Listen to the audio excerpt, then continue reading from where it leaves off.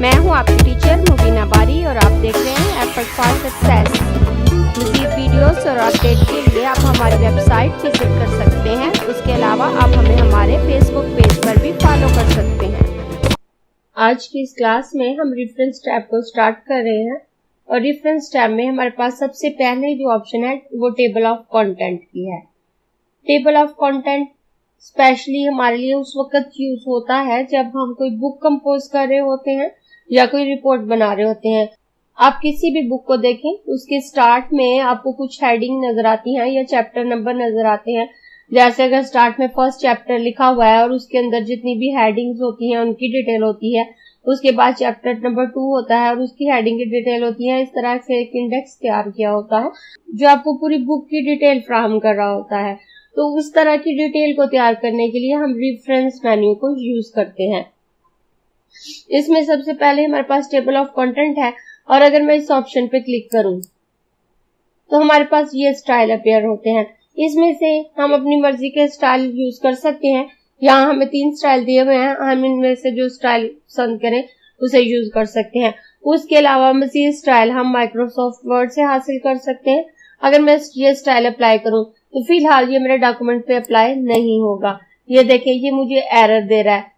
Apply the heading style from the style gallery on the home tab कि अगर आपको इस ऑप्शन को यूज करना है तो आप पहले हेडिंग स्टाइल को डिफाइन करें।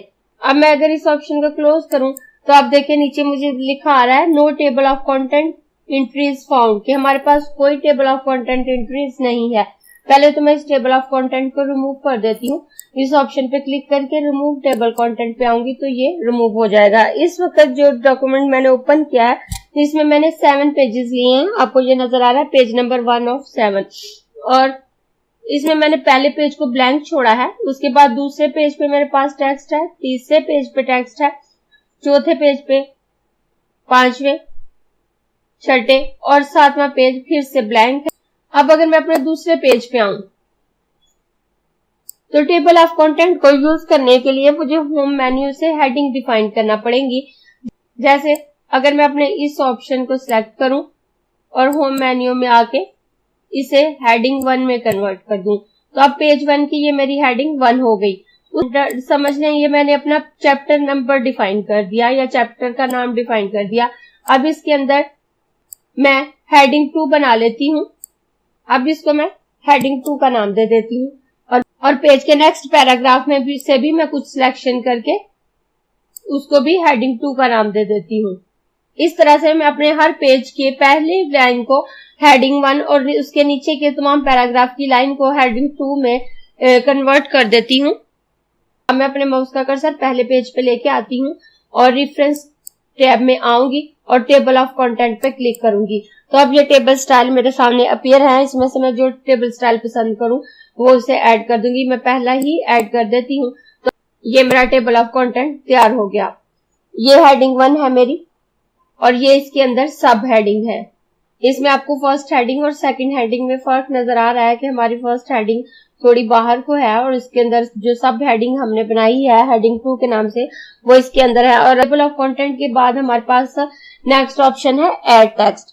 ऐड टेक्स्ट जैसे मैंने अपने पहले, दूसरे, तीसरे और चौथे पेज की हेडिंग डिफाइन की है, लेकिन अपने 5वें पेज पे मैंने हेडिंग 2 डिफाइन नहीं की।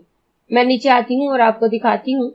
इस पेज में मैंने हेडिंग 1 तो डिफाइन किया लेकिन इसके अंडर हेडिंग 2 डिफाइन नहीं की। अगर मैं हेडिंग स्टाइल अप्लाई नहीं करना चाहती तो मैं ऐड टेक्स्ट से भी वही काम कर सकती हूँ।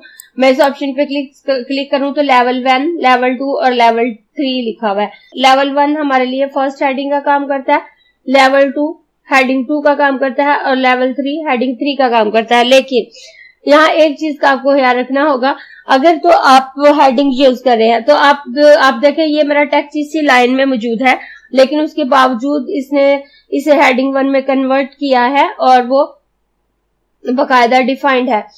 लेकिन अगर मैं लेवल इस्तेमाल कर रही हूं तो मुझे जिस हिस्से पे लेवल 1 या लेवल 2 अप्लाई करना है उसको मुझे अलहदा लाइन पे कन्वर्ट करना होगा। अदरवाइज मेरा पूरा पैराग्राफ सिलेक्ट हो जाएगा और वो पूरा पैराग्राफ हेडिंग 2 या हेडिंग 1 में कन्वर्ट हो जाएगा। अगर अब मुझे इस चीज की हेडिंग बनानी है तो मैं अपने माउस का कर्सर यहाँ रखूंगी, इंटर प्रेस करूंगी तो आप देखें ये एरिया मेरा अलहदा हो गया। अब मैं इसको सिलेक्ट करके ऐड टेक्स्ट पे आऊंगी और इसे लेवल 2 में कन्वर्ट कर दूंगी।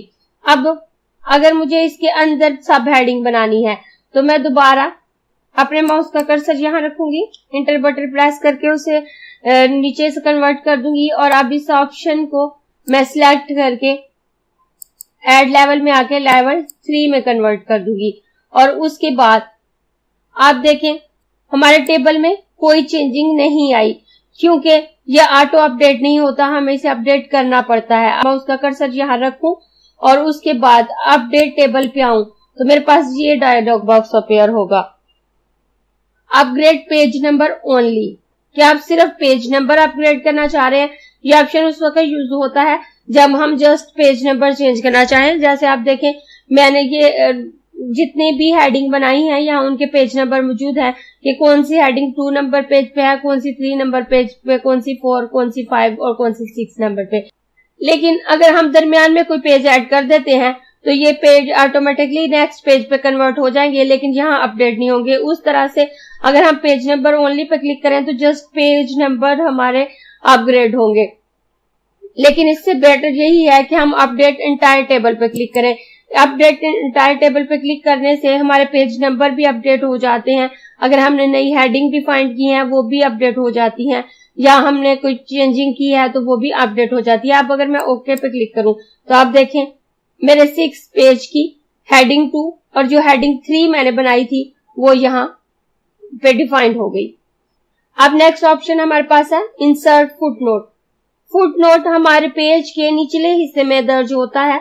जिस तरह से हमने पहले कमेंट ऐड करना देखा था और कमेंट हमारे पेज के साइड पे होते हैं लेकिन नजर नहीं आते, हमारे टेक्स्ट का पार्ट नहीं होते, इसी तरह से फुटनोट भी हमारे टेक्स्ट का पार्ट नहीं होते बल्कि हमारे टेक्स्ट के नीचे ऐड होते हैं और इसमें हम कोई मैसेज दे रहे होते हैं तो आके जब हम किसी को अपना डॉक्यूमेंट डिलीवर करें तो वो इस मैसेज को पढ़ सके।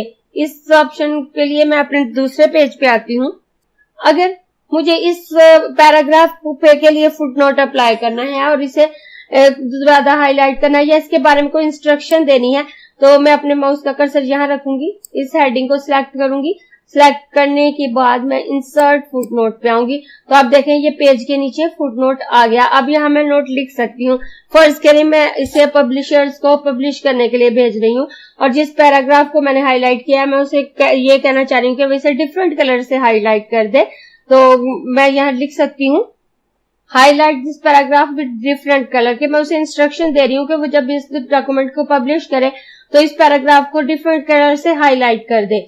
अब ये फुटनोट मैंने अपने इस पैराग्राफ पे अप्लाई किया था तो आप देखें यहाँ छोटा सा 1 लिखा नजर आ रहा है और जैसे ही मैं इस पे अपने माउस का कर्सर लेके जा रही हूँ तो इस पे लिखा आ रहा है highlight this paragraph with different colour. अगर मैं यहाँ से अपने माउस का कर्सर हटाऊं तो वो बॉक्स भी चला जाएगा। इस तरह से मैं पब्लिशर्स या किसी को जो डॉक्यूमेंट को यूज करने वाला है उसे मैसेज दे सकती हूँ।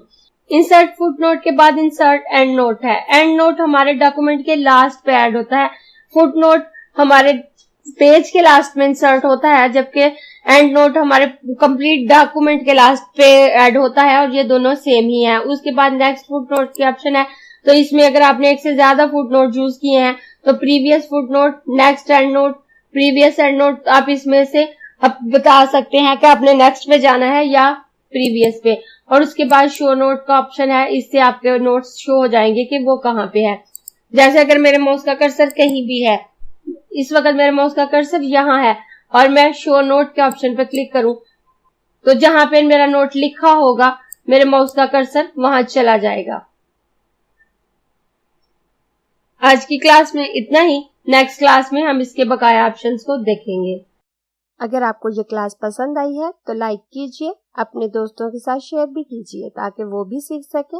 आप अपने क्वेश्चंस और व्यूज नीचे कमेंट बॉक्स में लिख सकते हैं और अगर आपने चैनल सब्सक्राइब नहीं किया तो प्लीज सब्सक्राइब कीजिए ताकि आपको आने वाली वीडियोस का नोटिफिकेशन फौरन से मिल सके।